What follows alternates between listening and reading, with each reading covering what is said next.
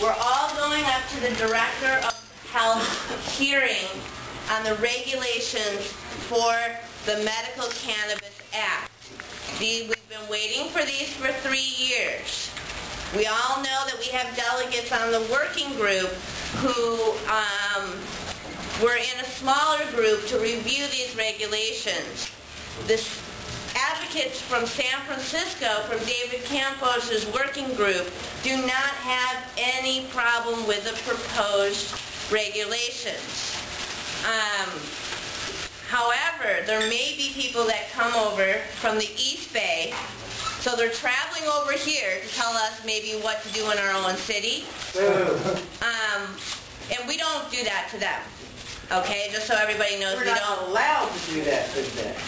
Maybe even more to that, but basically the thing that they have a problem with is there is a item that directs each cooperative to track membership contributions. Now, whether that's a person bringing in their surplus medicine or whether it's a person volunteering that day, we don't have to separate it out. We don't have to put it has nothing to do with money, right? Because the money is dealt with on the state level. We pay state taxes, right, at the dispensaries, so they don't have anything along those lines.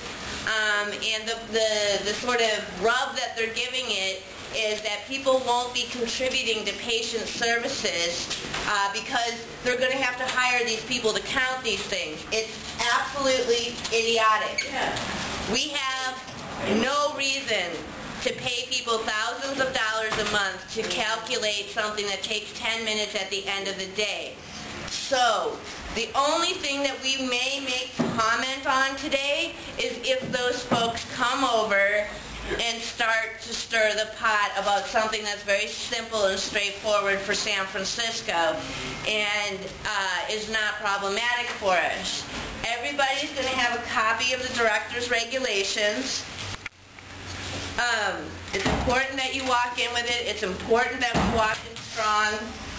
And the reason for that is we're going to let them know there's never going to be a time where low-income patients aren't going to be watching what the city decides. All MCDs selling and distributing edible cannabis products must abide by the San Francisco Department of Public Health's Edible Cannabis Products Regulations for Home Preparation. 8. All MCDs must operate in a not-for-profit manner. Any investigations regarding the operational status of an MCD will be conducted in accordance with Article 33 of the San Francisco Health Code. 9. Every MCD shall be required to obtain a seller's permit from the State Board of Equalization. 10. All cannabis sales, including edible cannabis products, must be taxed where applicable and at the legal rate per California state law. Number 11. Every MCD must be prepared to show proof during inspections by the director that collected sales tax for medical cannabis sales was submitted to the State Board of Equalization in the amount required by state law. Underreporting of cannabis sales may be investigated by the director with referral sent to the State Board of Equalization when necessary. 12. MCDs must comply with all applicable weights and measures laws and regulations as they pertain to the use of commercial weighing devices used in MCDs. Good afternoon. My name is Miguel Monroy. I'm the Agricultural Commissioner and Sealer of Weights and Measures for the City County of San Francisco. And the reason I'm here today is because we've been directed to incorporate the inspection of weighing devices in the dispensaries into the program. And it's our intent to apply all applicable weights and measures laws and regulations to the use of commercial devices. That means the appropriate use of weighing devices that you're using to conduct transactions. I have left my cards in the back on the table, also some informational brochure. You have my phone number. You also have a phone here. You're free to call me at any time. And we're hoping to, in the near future, hold a workshop to address labeling requirements, quantity control regulations, and the use of the appropriate devices for weighing and measuring your product. Again, so if anybody has any comments or questions on the first part, feel free to Step up. Second part. So the second part is regarding edible cannabis products. Number 1, no edible cannabis products requiring refrigeration or hot holding shall be manufactured for sale or distribution at an MCD due to the potential for foodborne illness. Exemptions may be granted by the San Francisco Department of Public Health on a case-by-case basis. For such exempted edible cannabis products, DPH may require a HACCP, Hazardous Analysis Critical Control Points, plan before approving the distribution of such medical cannabis products at MCDs. Such products requiring a HACCP plan may include ice cream and other dairy products. Baked medicinal products, brownies, bars, cookies, cakes, etc. Tinctures and other non-refrigerated type items are acceptable for manufacture and distribution at MCDs.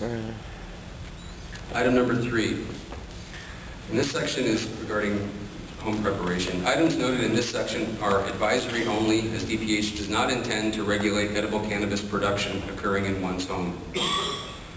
Preparation may be completed in a home-type kitchen equipped with a sink available for hand washing. The sink may be a dishwash sink, liquid soap, and paper towels.